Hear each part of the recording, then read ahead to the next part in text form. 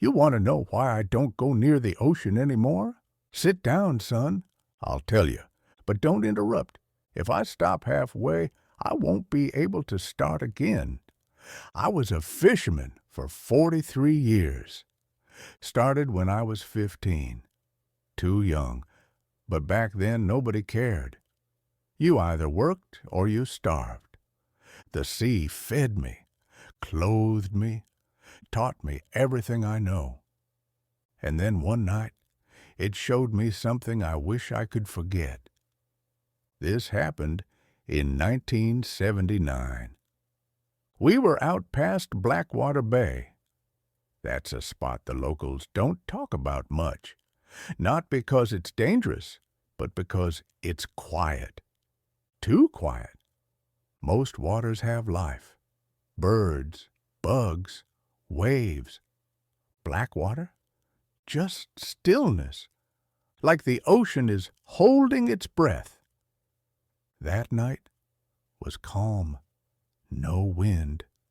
No moon. Just a sheet of black stretching forever. We weren't even out there to fish. Not really. My captain, Alder, had heard rumors that a new shoal of bluefin had moved into deeper waters. Big ones. The kind that paid your rent for 6 months. So we stayed later than we should have. Much later. Around midnight, Alder told me to kill the engine. He wanted the water still so he could listen for movement. That man had ears like a damn fox. He swore he could hear fish beneath the hull. I cut the engine. Everything went dead quiet. Too quiet. Even the air felt wrong, like it didn't want to move. The boat rocked just a little, gentle enough to make you sleepy. Alder, I said, we should head back. This place ain't right. He ignored me, leaned over the railing, squinted into the black. Then he whispered, "Hear that?" I didn't, but I pretended I did, because I didn't want him thinking I was scared. A few seconds passed, then the water below us shifted, not like a wave, not like a fish breaching, more like something enormous rising just a few feet underneath. The boat tilted, just slightly, but enough to make Alda stumble back. "What the hell was that?" I said. He didn't answer. Instead, he pointed. At first, I didn't see anything, just darkness. Then, I'll never forget it, the surface broke, not with a splash, not with a ripple. It just parted, like two hands pulling curtains open, and something rose up under the water. I didn't see a body, didn't see a face. All I saw were lights, soft, pale lights, like lanterns swinging under the surface, moving in long, smooth arcs. 12 of them, perfectly spaced, perfectly round, moving in a circle beneath the boat. Slow, deliberate, like whatever was down there was thinking. Alda whispered, "Jesus Christ, it's huge!" I grabbed his jacket. "No fish swims in a perfect circle," I said. He nodded, eyes wide. That's the moment he got scared, really scared. The lights stopped moving. All 12 of them froze in place. Then they slowly drifted upward, closer and closer, until they sat just under the surface, close enough that the water bulged around them. I could feel something, a pressure, like being underwater without being wet. My ears popped. Alder's nose started bleeding. Something below us was pushing out sound, not loud, not noisy, but deep, low enough you felt it in your bones instead of hearing it. The lights pulsed once, twice, then they shifted into a shape. Not random, not natural. They formed a ring, perfect circle, bigger than our boat. That was no school of fish, no whale, no creature any fisherman's ever spoken about. Alder whispered, "It's looking at us."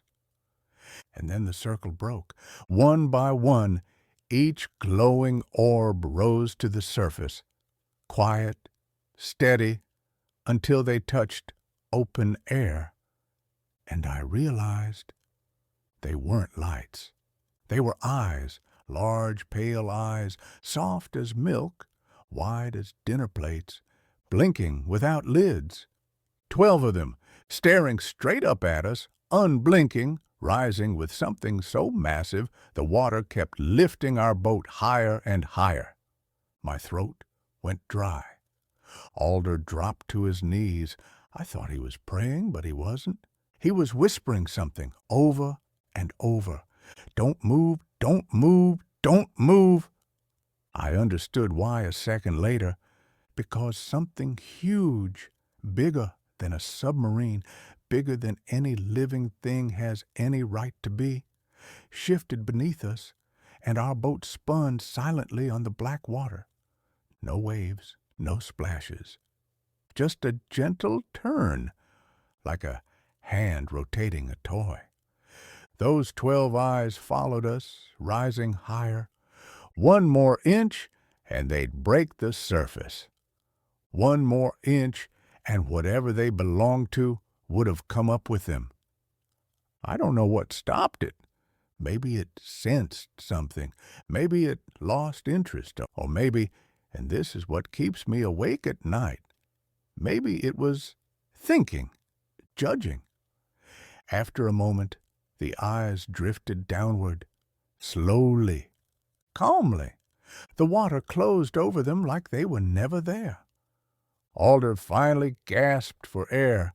I think he'd been holding his breath the whole time. I started the engine, didn't wait for permission, didn't say a damn word. We drove back without speaking.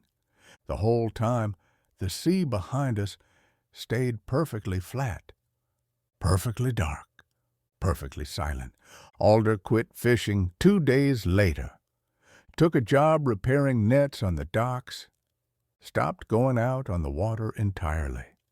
Me, I lasted another 20 years before my hands started shaking every time I saw open ocean.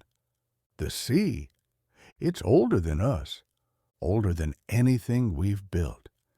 And we like to think we understand it, but there are things down there, things that don't swim, don't hunt, don't live the way we think living works.